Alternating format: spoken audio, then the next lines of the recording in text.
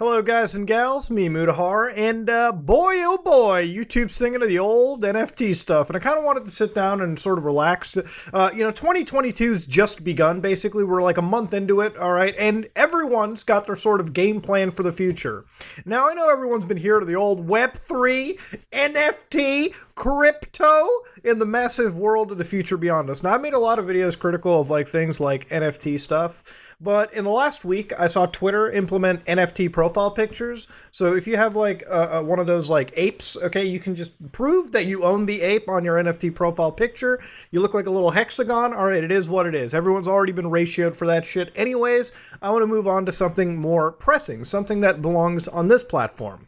Now, I think one thing is for sure, everyone's time on YouTube is limited, okay?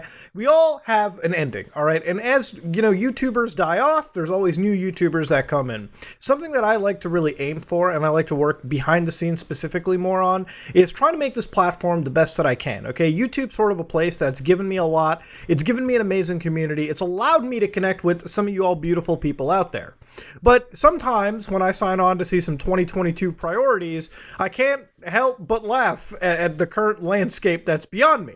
So to start off with, Susan actually has a YouTube channel, and she actually released a video where she talked about her 2022 priorities. Now, in this video, alright, she talked a whole lot about a lot of things that happened in YouTube last year.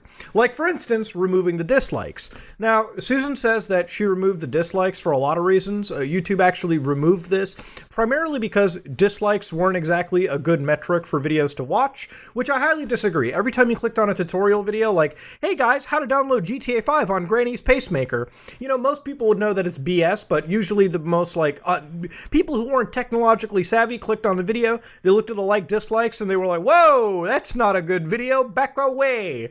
Now, again, for a lot of people who dislike videos for the sake of disliking videos, there's also people who like videos for the sake of liking videos. Especially when I release a video, it gets a barrage of likes tossed into it. People haven't watched the video within the 30 seconds that I've just released it, but you can see how the likes and dislikes go in a lot of places.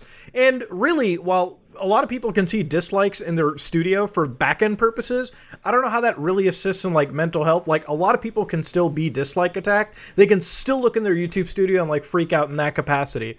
But as long as it's not public facing, I guess. At the end of the day, it's there to stop smaller creators, which I've actually talked with a few YouTube workers and execs and engineers behind the scenes. It is, in fact, an issue for some smaller creators. I also firmly believe it's a lot for YouTube Rewind and, frankly, a lot of the corporate media that, releases certain trailers that get dislike barraged. So, I don't know. The dislikes are always a controversial thing, but YouTube is one more social media platform without any form of, dislikes. It's just like, and like. Basically like any other big social media platform out there anyways. Now, the other big thing that they aimed for, alright, they talked about was transparency in policy violations.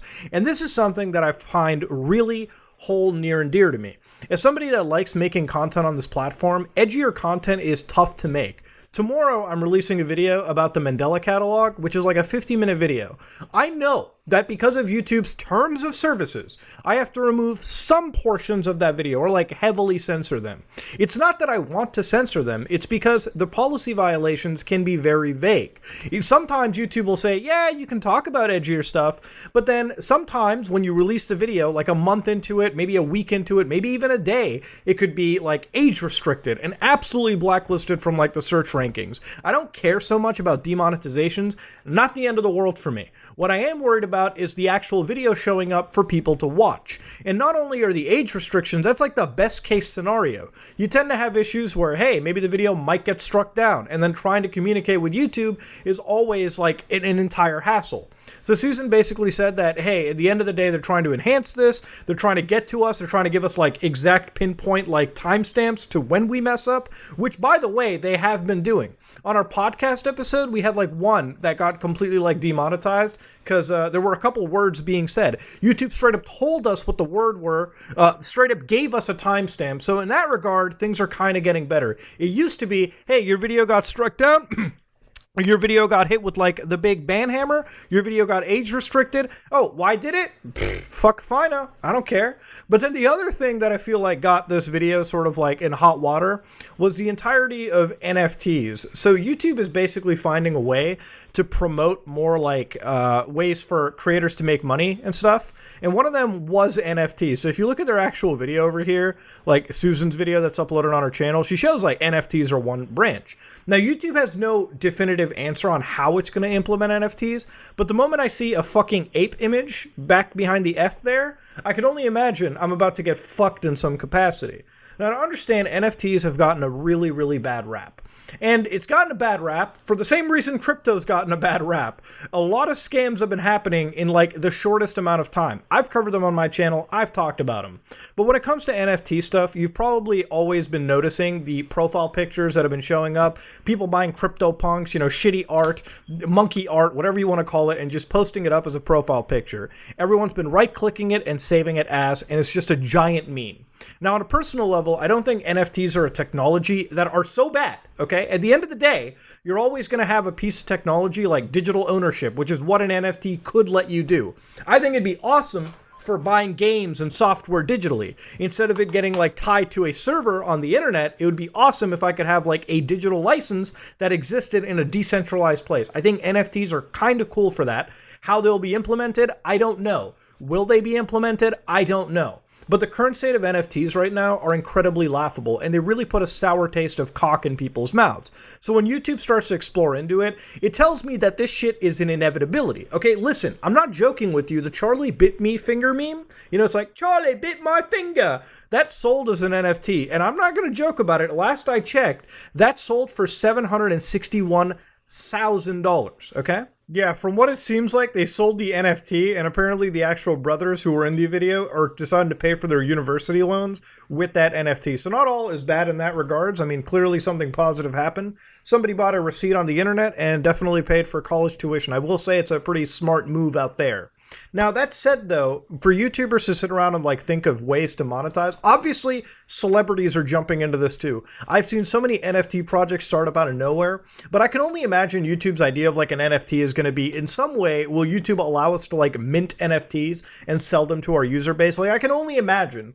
I could get an email one day where it's like, Muda, the laugh meme, you could make like 100 unique laughs, like, that's laugh number 1. Laugh number 2 is ha ha ha ha ha. Laugh number 3 is oh, like some Mickey Mouse clone type laugh. Each laugh has its own rarity, and I could like sell that as like an NFT to like the viewer base, which is kind of weird. All right, it's not something that I'd actually be enjoying to do. Like, it's not something that would be like crazy. The other thing I could imagine is selling like ticketed spaces or something to like actual viewers. Like, if you own the Some Ordinary Gamer's live stream secret key, the NFT, you can join my secret live streams, which would be a little cringe. I don't think I'd ever do that. It's kind of like out there, but that's the only way that I can perceive it. To be honest, I think the weird thing that I'm noticing with the NFT and the crypto stuff is I feel like every sort of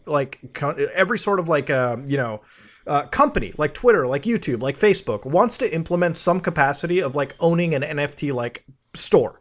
If you look at like Diablo 3's Real Money Auction House, from what I recall, back when it came out, you could actually find loot in that game and trade it amongst people. It's kind of like proto NFT stuff. But generally, the person who owned the actual market, from what I recall, Blizzard, obviously, Blizzard and Activision, they could charge like a percentage fee on the Diablo 3 Real Money Auction House. So in every transaction, they're taking a little chunk of cash out of it.